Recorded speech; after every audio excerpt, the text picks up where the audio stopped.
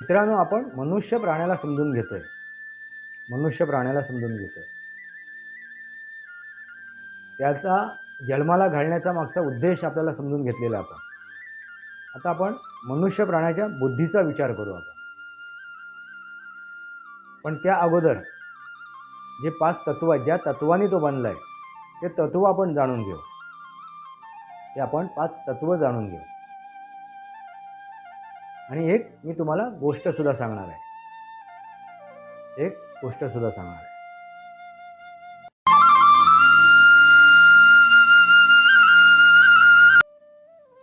नमस्कार मित्रांनो, सनातनी वास्तव या माझ्या यूट्यूब चॅनलवरती आपलं सहर्ष स्वागत आहे. मित्रांनो, आपण आज मनुष्य प्राण्याचे 5 तत्व समजून घेणार आहोत. ज्या 5 तत्वांनी तो बनलेला आहे. ती 5 तत्व कोणती आहेत? पृथ्वी, अग्नी, वायू, जल आणि आकाश. या 5 तत्वांनी बनलेलं आहे. आणि हीच 5 तत्व नेमकी या ब्रह्मांडात आहे. म्हणून आपण काय म्हणतो? जे ब्रह्मांडी तेच पिंडी. जे ब्रह्मांडी तेच पिंडी. मित्रांनो, मनुष्य प्राण्याला जन्माला घालण्याचा मागचा उद्देश काय आहे? तर तो बुद्धिवान आहे. त्याच्या बुद्धीचा पूर्णपणे विकास झालेला आहे. आणि त्या बुद्धीचा वापर करून तो या सृष्टीचं संवर्धन करेल. या सृष्टीचं संवर्धन करेल, रक्षण करेल. या सृष्टीमधील प्रत्येक जीवजंतूचा रक्षण करेल. प्रत्येक घटकाचं संरक्षण करेल, संवर्धन करेल. हा एकमेव उद्देश आहे आपल्या बुद्धीचा वापर करून. मित्रांनो, आता आपण त्याच्या ही बुद्धी त्यांना का मिळाली आहे? ही बुद्धी प्राप्त का झाली त्यांना, मनुष्य प्राण्याला? त्याच्या मागचं कारण म्हणजे पंचतत्व. इतर प्राण्यामध्ये हे पंचतत्व नाही आहे. कुठलं तरी एक तत्व कमी आहे. तत्व कमी होत गेलेली आहेत. त्या प्राण्याच्या श्रेणीप्रमाणे तो कोणत्या श्रेणीतला आहे, तो कोणत्या वर्गातला आहे, त्याप्रमाणे त्याचं एक एक तत्व कमी होत गेलेलं आहे. त्याच्यावर आपण नंतर चर्चा करू. मित्रांनो, मनुष्य प्राण्यामध्ये 5 तत्व आहेत. एक पृथ्वी, अग्नी, वायू, जल आणि आकाश. मित्रांनो, बघा, आता आपण पृथ्वी तत्व घेऊया. पृथ्वी तत्वावरती आपण चर्चा करूया. पृथ्वी तत्व म्हणजे काय? सर्वात महत्त्वाची गोष्ट म्हणजे माती. हा भूभाग जो आहे पृथ्वीवरती, तो मातीचा आहे. माती, दगड वगैरे वगैरे. आणि त्या पृथ्वीवरती, त्या वसुंधरेवरती खनिजे आहेत. वेगवेगळ्या प्रकारची खनिजे आहेत.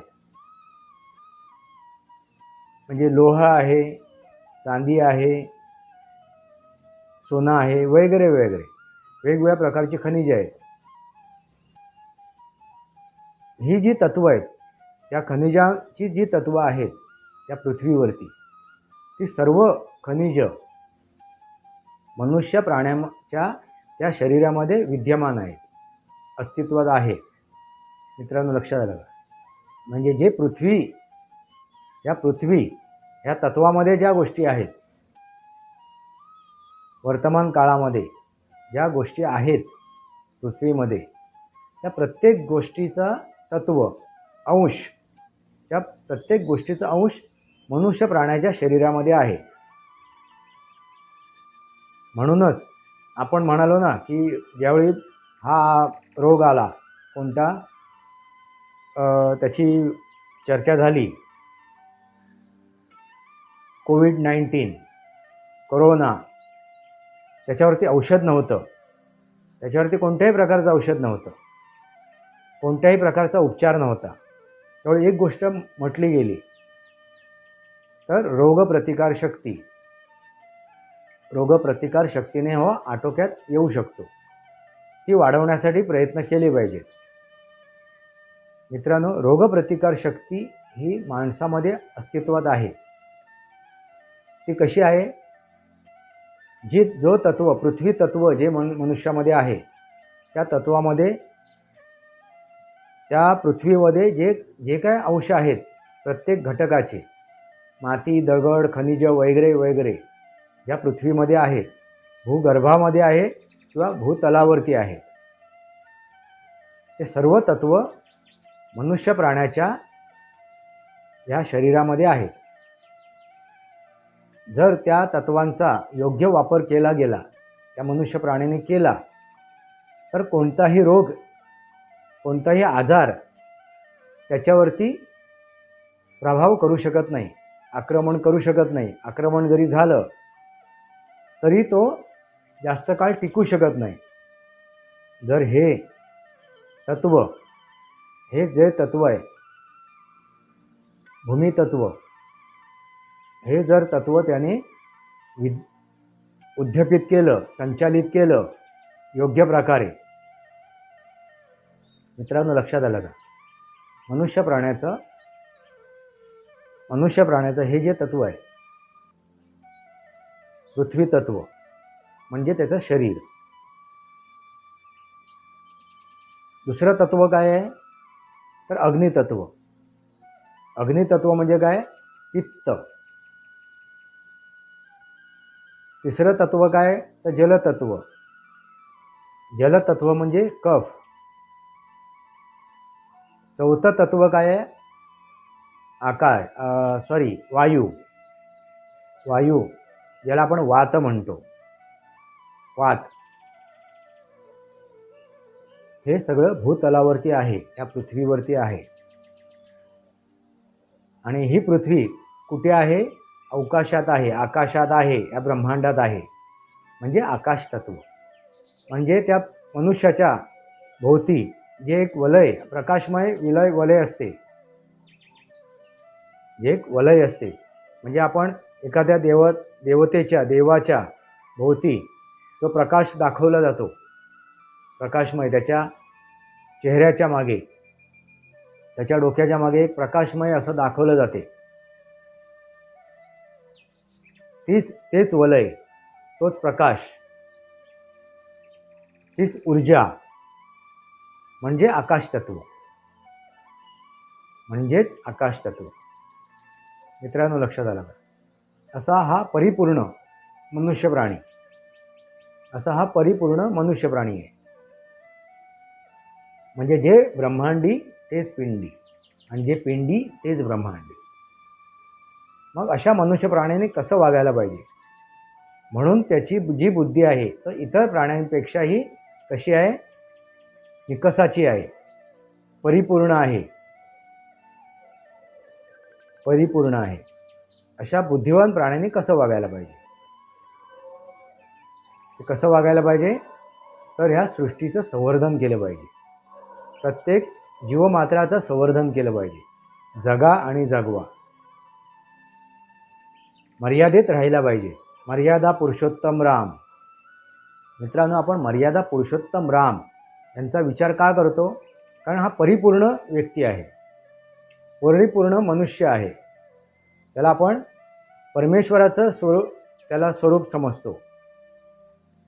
त्यांना प्रभू रामचंद्रजींना आपण परमेश्वराचं स्वरूप समजतो, कारण ते परिपूर्ण आहे. मर्यादेत राहून त्यांनी काम केलं. मग तसंच मर्यादेत राहून प्रत्येक मनुष्य प्राण्याला आपलं कर्तव्य पूर्ण करायला पाहिजे, आपलं कर्म करायला पाहिजे. तरच ही सृष्टी अबाधित राहील. आणि या सृष्टीवरती असलेले प्रत्येक जीव अबाधित राहील. प्रत्येकाला जगण्याचा एवढाच अधिकार आहे जेवढा मनुष्य प्राण्याला अधिकार आहे. मित्रांनो लक्षात आलं का? आकाश तत्व म्हणजे तुमच्या लक्षात आलंच असेल, तो होरा असतो, प्रकाश, त्याची जी ऊर्जा आहे, जो होरा दिसतो आपण दाखवतो एखाद्या चित्रामध्ये, तस्बिरीमध्ये, एखाद्या देवतेच्या किंवा देवाच्या अवतीभोवती तो प्रकाश दाखवतो. तोच प्रकाश आपल्याही अवतीभोवती आहे, शरीराजवळ आहे, शरीरामध्ये आहे. तो फक्त आपण जर संचालित केला, त्याचा जर दायरा वाढवत गेला, त्याची जी व्याप्ती जर वाढवत गेलो आपण, तर त्याप्रमाणे आपल्याला ती गोष्ट साध्य होईल. त्याला म्हणतात योगशक्ती, योगविद्या. तो त्याची व्याप्ती वाढवणं, त्या ऊर्जेची, आकाश या तत्वाची, ह्या पूर्ण ही 5 तत्वांवरती आपलं नियंत्रण ठेवणं, नियंत्रण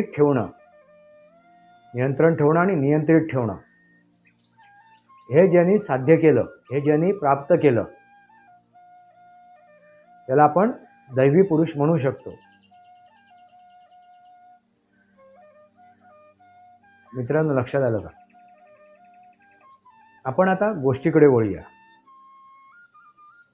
मित्रांनो, ही एक गोष्ट एका मला साधकाने, एका मला श्रोत्याने पाठवलेली आहे. जवळचा श्रोता एकदम पाठवली नाही, त्यांनी सांगितलेली आहे, एकदम जवळचा आहे, मी त्यांना चांगला ओळखतो. त्याने आपल्या आयुष्यातली गोष्ट, ही कथा मला सांगितली आहे. ह्याच्यामागे काय रहस्य आहे, ह्याच्यामागे काय कारण आहे, हे आपल्याला समजून घ्यायचे आहे. लहानपणीची, बालपणापासूनची गोष्ट आहे, त्यांच्या बालपणीची गोष्ट आहे. मित्रांनो, त्यांनी नाव सांगू नये म्हणून सांगितले मला, म्हणून त्याचा नावाचा उल्लेख नाही करणार, इतर कुठल्याही गोष्टीचा मी उल्लेख नाही करणार. आपण त्याला एक नाव देऊ, त्यांना एक आपण नाव देऊ. चला, आपण नाव देऊ त्यांना राजेंद्र म्हणून. ही राजेंद्र नावाची व्यक्ती म्हणजे बालपणीची गोष्ट आहे.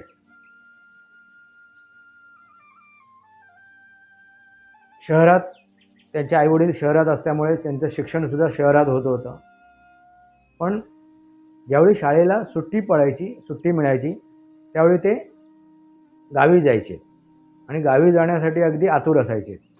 कारण गावची मजाच वेगळी ना मित्रांनो. उन्हाळ्यात सुट्टी मिळणार आणि उन्हाळ्यात आपल्याला अगदी रानफळ मिळणार, आंबे फणस मिळणार आणि एक मजाच वेगळी.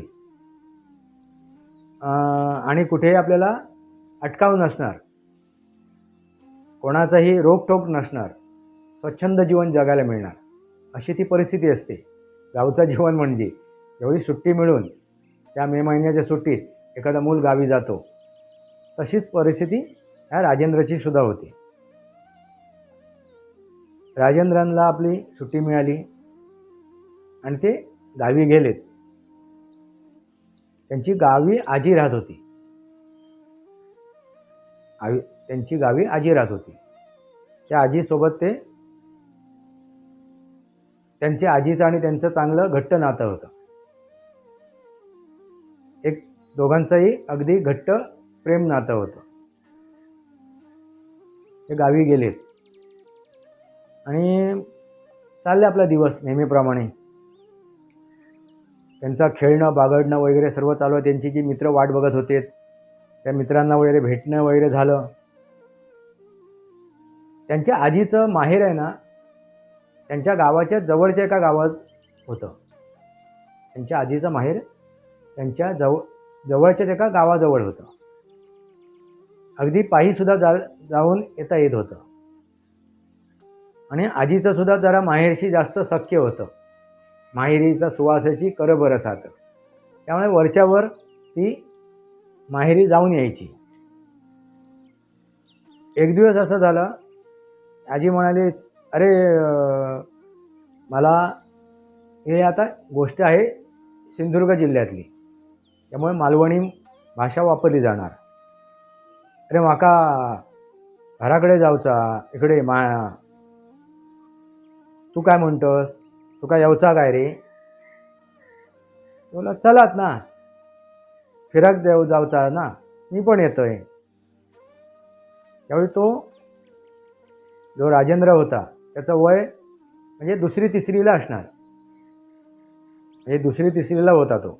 या दरम्यानची ही गोष्ट आहे, म्हणजे तुम्ही वय समजून घ्या. चला आपला, हां आजी मी पण येतोय, आपण जाऊया. चल बाबांच्या मामाकडे जाऊचा. बाबा म्हणजे त्याचे वडील, राजेंद्राची. मग तयारी वेळी अगदी पिशवी वगैरे घेतली, सामान घेतलं, कपडे लत्ते घेतलेत. एक दोन दिवसासाठी जायचं आहे. त्या हिशोबाने ते दोघं निघाले. अगदी गप्पा मारत मारत मस्तपैकी तिचे राजेंद्राची आजी आणि राजेंद्र त्या गावी पोचले. आणि इथे मजा करायची ती तिथे जाऊन मजा करायची. राजेंद्राला काय फरक नाही पडणार आहे. तिकडचे ही जे गावातले मुलं शेजारी पाजारी होते ते सुद्धा ओळखीचे असल्यामुळे मित्रमंडळी, त्या घरातले सुद्धा जी मुलं बाळं होती ती सुद्धा ओळखीची होती. त्यामुळे मित्रमंडळी तिथे सुद्धा होती. त्यामुळे राजेंद्राला काय फरक नाही पडला. दोघं गेले गावी. 1 दिवस गेला, 2 दिवस गेला.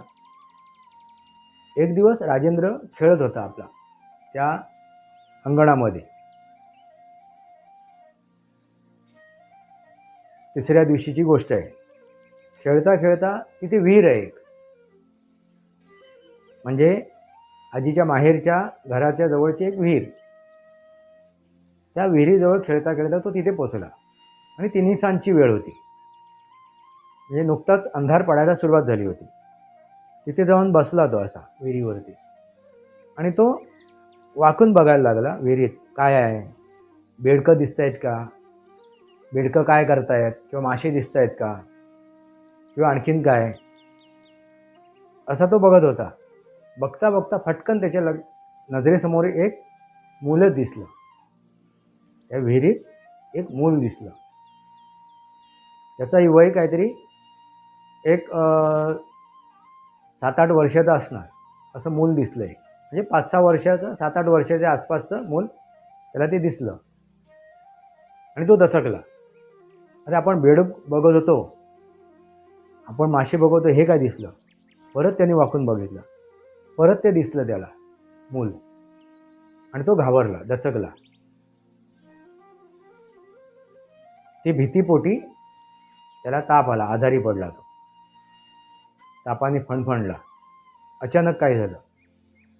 तो आजीला म्हणाला, आजी माका थंय हो दिसलो, एक कोणतरी पडलो आहे एरीत दिसलो माका. तो माका खाली बोलवी होतो. आजी समजून गेली त्याला काय दिसलं ते. तो घाबरला. आता पण त्याला सांगणार कसं, त्याला कसं सांगणार ही गोष्ट काय आहे तिथे, काय दिसलं तुला. घाबरू नको, काय नाही ते तुलाच बघितलं असशील, तू पाण्यात तूच दिसलं असशील तुका, म्हणून तू घाबरलंस. अशा गोष्टी समजूत घातली. हां माका वाटतं मीच माकाच बघले असते असं त्याला वाटायला लागलं. ठीक आहे. मग औषध उपचार वगैरे झालेत. आणखीन 2 दिवस त्याच्यात तिकडे गेले त्यांचे. आठवडाभर तिथे ते थांबले. ताप उतरला आणि दोघं परत आपल्या गावी निघाले, आजी आणि नातू. आता संध्याकाळची वेळ होती. ती परत निघाले त्यावेळेला. तिनिसांची वेळ होती आणि सूर्यास्ताला चालला होता. चालताना वाटेत असं त्याला, त्या राजेंद्राला कोणीतरी हाक मारल्यासारखी झाली. म्हणून त्यांनी पाठी वळून बघितलं, कोण दिसलं नाही. काहीतरी भास झाला असेल. दोघं चालले आहेत गप्पा मारत मारत. इकडे तिकडे अगदी टवाळ्या करत तो राजेंद्रसुद्धा चालला आहे. परत त्याला हाक आली ऐकायला, आणि एका मुलाचीच हाक आली. त्यामुळे तो परत त्यांनी मागे वळून बघितलं, कोणी दिसलं नाही. आजी काय बोलला नाही. कोणीतरी असाच ह्या गावातलं असेल, वाटेत जे गावं लागत आहेत, वाड्या लागत आहेत, त्या वाटेतला कोणतरी ओळखीचा असेल, तो मस्करी करत असेल असं डोक्यात घेऊन राजेंद्रही पुढे चालले, आजीही पुढे चालले. आजीला माहिती नाही राजेंद्रबरोबर काय घडते. परत एकदा हाक आली. त्यामुळे राजेंद्र जरा दचकला. हाक मारता आणि कोण दिसणार नाही कसो काय, कोण तो, कोण माका हाक मारता, हाक मारताना लपतस काय, समोर आहे ना. ओघीत नुसती म्हणजे मस्करी चालली आहे तुझी. आजी हो बघ, कोण माका हाक मारताना लपता.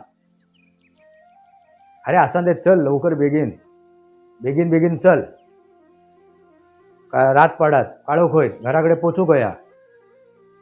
बघूया मगे कोण तो, कोण रे, कोण हाक मारता. नाही, हो नाही काय चू नाही, चल कोणतरी असात, चल बघूया मगे. आणि आपले पटापट पटापट पावलं उचलत घरी पोचले. दोघं घरी आले. आजीनी मग बत्ती, तोपर्यंत तिथे एक दुसरी आजी होती त्यांची, त्यांनी बत्ती लावली होती, दिवा बत्ती लावली होती. तोपर्यंत काळोख पडायला, म्हणजे एकदम काळोख पडलाच होता असं समजा. चांदण्या पडलं होतं, त्या चांदण्याच्या प्रकाशामध्ये ते दोघं घरी पोचले. आणि मग हातपाय धुवून वगैरे, चला ती देवाकडे नमस्कार कर, प्रार्थना बोल. ती साईबाबांची उदी लावतोय मी तुका. कारण त्या राजेंद्राचे वडील सुद्धा साई भक्त होते, त्यामुळे ती गावी सुद्धा आणि मुंबईला सुद्धा त्यांची उदी असायची. आणि ते साई भक्त असल्यामुळे त्यांची आई सुद्धा साई भक्त झाली होती. मग त्यांनी ती उदी आईने, आजीने त्या आपल्या नातवाला लावली. आता तिन्ही समजा बाहेर जाऊ नका, काळोखात रात पडली आहे, काळोख झालो, काळोखात बाहेर जाऊ नको, काही जाऊ नको, असं त्यांनी तिला दम, आपल्या नातवाला दम दिला. आता जेवून बिवून घे, म्हणजे पूर्वी कसं कोकणामध्ये बत्ती लागायचा वेळ झाला की लोक जेवून घ्यायचे आणि लवकर झोपायचे. म्हणजे सूर्यास्त झाला, सूर्यास्ताच्या जवळपासच जेवण व्हायचं, अशी प्रथा होती निसर्गाच्या नियमाप्रमाणे. त्यामुळे जेवण वगैरे झालं, दोघं झोपले. तो आजीच्या कुशीत जाऊन झोपला नेहमीप्रमाणे. आणि त्याला परत हाक ऐकायला आले, अरे झोपलंस, माझ्या मुलास खेळूचच नाहीस. दचकला, राजेंद्र दचकला. आणि त्यांनी पाठी वळून बघितलं, जो विहिरीमध्ये जो मूल त्याला जे दिसलं, त्याला पडलेलं तेच मूल त्याला तिथे दिसलं. त्याने एकदम आजीला घट्ट मिठी मारली, घाबरला, घामाघूम झाला. हय इलो आतो, होच माका हाक मारी होतो, असं तो मनात, म्हणजे डोक्यात त्याच्या आलं, वाटेत होच माका हाक मारीत होतो. आजी सांगणार नाही कोण आहे तो, असा देत कोण असात, बघूया उद्या त्याका, असा विचार करून तोही झोपला. दुसरा दिवस उजाडला. आपली मित्रमंडळीसमोर अगदी राजेंद्र मजा करत होता, खेळत होता, बागडत होता, सगळं मजा चालली आहे. परत तिनिसांची वेळ झाली. तो 2-4 घरं सोडून खेळायला गेला होता. मग त्या घराकडून तो आता आपल्या घरी परतला की रात्र व्हायच्या अगोदर आधी घरी पोचायला पाहिजे, ना आता आजी करवादात, म्हणजे ओरडेल. आता आजी माकावर करवादात ओरडेल, म्हणून तो भराभर घरी निघाला यायला. तर परत त्याला हाक ऐकायला आली, राजेंद्र, माझ्या मुळं खेळायचाच नाही, माझ्या मुळा कित्याक नाही खेळणं तू.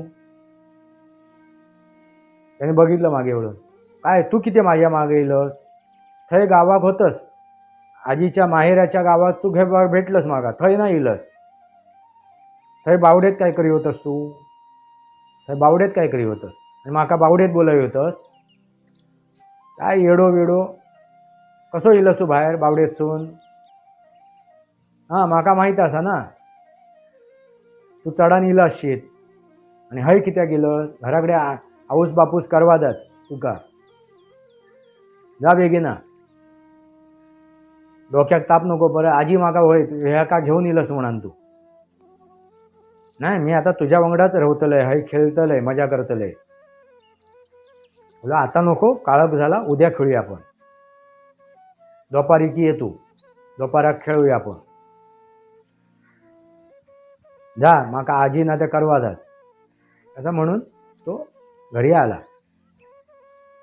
आता आजीला कशाला सांगायचं आहे, सामान्य गोष्ट. कोणतरी एक मुलगा आहे, तो तिकडून आला आहे, तुझा आपला तुझ्या घराकडे बेगिना काळोख पडायच्या अगोदर, मी माझ्या घराकडे जात आहे. त्याला वाटलं की त्या गावातला तो मुलगा असेल जो आपली चेष्टा करतोय, मस्करी करतोय, असं म्हणून तो घरी आला. आणि आजीला आता सांगायची गरज नाही, त्यावेळी त्याच्या मनात भीती युक्त नव्हती. आहे. मित्रांनो, ह्या पुढची गोष्ट मी तुम्हाला पुढच्या भागामध्ये सांगेन. या पुढची गोष्ट मी तुम्हाला पुढच्या भागामध्ये. मित्रांनो, तुमच्या लक्षात आलं असेल मला काय सांगायचं आहे. सनातनी वास्तव, सनातन काय आहे, त्याचं वास्तव काय आहे, त्याच्या वास्तविक स्वरूप आहे, हे तुम्हाला मी समजवतोय. आपण आज मनुष्य प्राण्याबद्दल बोलत होतो, चर्चा करत होतो, त्या पंचतत्वांबद्दल चर्चा करत होतो. पुढच्या भागामध्ये आपण आणखीन काही सविस्तर गोष्टी करू. सनातनी वास्तव या माझ्या यूट्यूब चॅनलला सबस्क्राईब करा, बेल आयकॉन दाबा. आपले विचार पटत असतील तर लाईक करा. माझे विचार पटत असतील तर लाईक करा. माझे व्हिडिओ शेअर करा. तुर्तास इतकंच. भारत माता की जय. वंदे मातरम. जय भारत, जय महाराष्ट्र, जय सनातन.